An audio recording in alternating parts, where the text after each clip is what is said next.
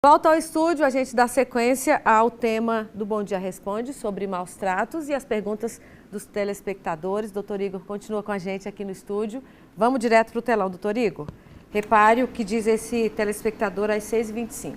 Sabemos que não podemos maltratar animais, porque há risco de punição, mas gostaria de saber o que pode ser feito quando moramos em condomínio e os cães latem a noite toda. Aí a pessoa faz até um trocadilho aí, se isso não é maus tratos contra os seres humanos. Como devemos proceder nessa situação quando isso é recorrente, quando isso se repete com frequência? Bom, nesse caso, Jocelma, a legislação que vai ser aplicável será as questões de condomínio, né?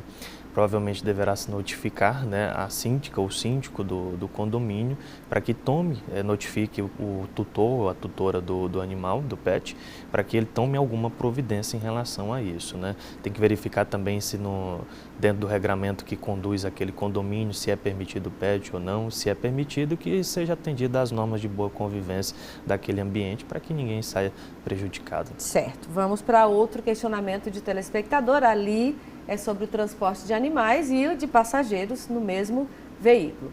Viajar de ônibus ao lado de um passageiro que está transportando seu animal, se você é alérgico a pelos de animal. O que deve ser feito legalmente para evitar essa situação? Então, de acordo com a legislação, o transporte de animais em ônibus ele deve ser feito naquela caixinha que é específica para os animais e também com a comprovação ali dos exames para esse transporte. Ou seja, esse transportar o animal fora dessa caixinha ali no banco do ônibus já quebra a legislação de trânsito, né, as legislações que regem esse transporte, então aí já há uma infração. Nesse caso em específico, deve-se notificar ali a empresa ou notificar o motorista para que tome alguma providência de imediato para que o transporte seja feito da forma correta. Certo. Mais uma pergunta aqui de telespectador às 6h34. Ali o questionamento também de convivência, a pessoa falando de está almoçando em algum lugar, num restaurante, num espaço aberto, e tem cães, tem pets por ali circulando perto das mesas. É possível impedir isso ou solicitar ao tutor que deixe o animalzinho no local adequado, também nessa casinha, vamos dizer assim, ou se é animal que está ali andante, solicitar o recolhimento? Então, nesses casos em específicos, há alguns estabelecimentos que eles colocam regras. Nesse estabelecimento não é possível a entrada de animais. Alguns estabelecimentos, tendo em vista que hoje se tem muito a utilização dos pets, se tem muito contato com os animais, alguns deixam locais específicos para eles. Então, atendendo também às regras de boa convivência, tem que se verificar como esse estabelecimento, se ele recebe os pets, ou se ele tem um lugar específico, ou se ele não recebe, para que não haja ali alguma desarmonia com quem está frequentando o local. Às 6h37, o outro telespectador questionou: quando meu vizinho deixa o cachorro sozinho, gritando, latindo por horas, isso é considerado maus tratos também? Onde devo denunciar?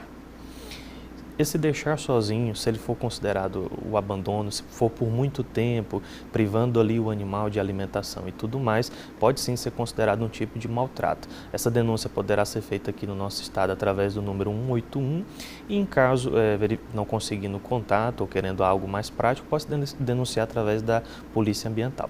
Importante lembrar, e é o questionamento desse outro telespectador, as penalidades previstas para maus tratos contra animais, doutor Igor? Recentemente tivemos um aumento de pena, foi justamente num caso que ficou bastante conhecido no Brasil, creio que foi em 2020, onde um animal ele foi morto a pauladas em um estabelecimento comercial aqui em um estado do Brasil. E a legislação teve esse aumento de pena, agora é de 2 a 5 anos, né, de reclusão, de prisão e também com multa para quem for combinável na prática de maus tratos aos animais. Mais um questionamento de telespectador, está na tela, você acompanha aí junto com a gente. A providência que deve ser tomada quando o cão do vizinho, de repente aquele animal de segurança, principalmente propriedade rural, mata os animais da gente.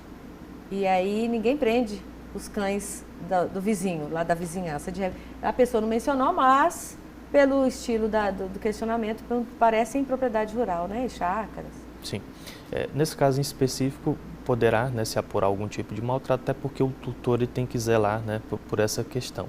Então, poderá ser apurado e ser feita a denúncia para que seja investigado, verificado se é passível da cominação de pena nesse caso. Agora, quando tem ali prejuízo, no caso da pessoa, pela ação do outro animal, o dono deve ser responsabilizado no aspecto do reparo também, não? Poderá se entrar com algum tipo de busca, né, de indenização, sendo na esfera de dano moral, né, tendo em vista a relação com os animais que envolve as questões de sentimentos e tudo mais, e verificando também no aspecto penal, o que se pode punir. Doutor Igor, a gente vai agora acompanhar uma reportagem que fala sobre maus tratos no Tocantins e os recentes episódios registrados no estado. A Evelyn é voluntária em uma ONG que resgata cães e gatos. Ela já faz esse trabalho há 10 anos. As denúncias de maus tratos e abandono chegam praticamente todos os dias. A gente recebe muita denúncia nessa época de animais presos, acorrentados, sem uma condição mínima de existência. Acorrentados sem acesso à água, à comida, e nesse período quente, os animais que são, providos de alimentos, de água, de comida, eles estão passando maus tratos. O gatil tem hoje 55 gatos. Todos foram resgatados, ou de situação de rua ou de maus tratos. Neste último caso, o trabalho é bem delicado. Além do atendimento veterinário, é necessário entender também que tipo de trauma o animal sofreu. Cada animal, de acordo com o crime a qual ele foi acometido, ele tem um comportamento. Animais que foram agredidos pelos seus tutores, eles vão ter medo de pessoas, Então a gente tem esse protocolo de entender qual foi o crime a qual esse animal recebeu, para que a gente saiba lidar com aquela situação de crise a qual o animal passa, para depois se socializar com os demais animais. O Francisco foi resgatado ano passado, depois de ser atropelado. As marcas na perna ainda são das feridas que ele teve. Hoje o cão tem medo de estranhos. Ao sair dos braços da Evelyn, ele corre para se esconder. O número de maus tratos a animais cresceu 20% no período de janeiro a setembro.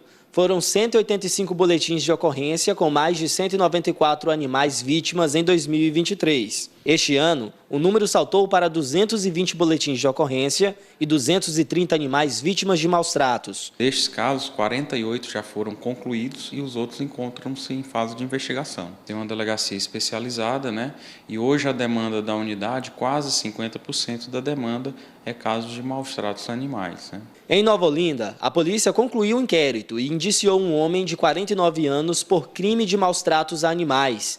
Ele agrediu um cachorro do vizinho com um chicote após o animal urinar na roda de um carro.